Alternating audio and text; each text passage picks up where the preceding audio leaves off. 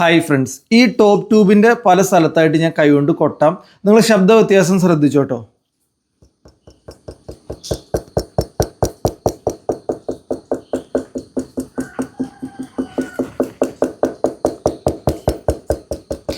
ഈ സെൻറ്റർ ഭാഗത്ത് ശബ്ദം കൂടുതലുണ്ട്, ഇവിടെ രണ്ട് സ്ഥലത്തും ശബ്ദം കുറവാണ്.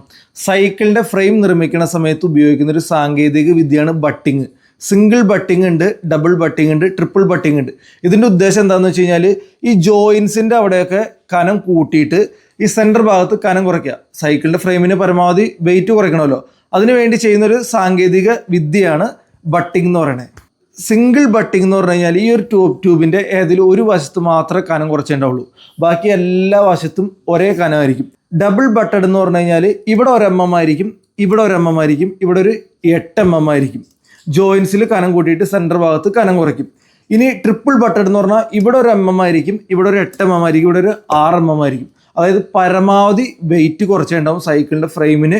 നമ്മളൊരു സൈക്കിൾ മേടിക്കാൻ ചെല്ലുന്ന സമയത്ത് അതിൻ്റെ ടെക്നിക്കൽ ഫീച്ചേഴ്സിൽ triple butted frame, double butted frame എന്ന് പറഞ്ഞിട്ടുണ്ടാവും. ട്രിപ്പിൾ ബട്ടഡ് ഫ്രെയിമാണ് ഏറ്റവും വെയിറ്റ് കുറവ്. സൈക്കിളിൻ്റെ ഫ്രെയിം ആൻഡ് ജിയോമെട്രിയിൽ നമ്മൾ മനസ്സിലാക്കിയിരിക്കേണ്ട ഒരു കാര്യമാണ്.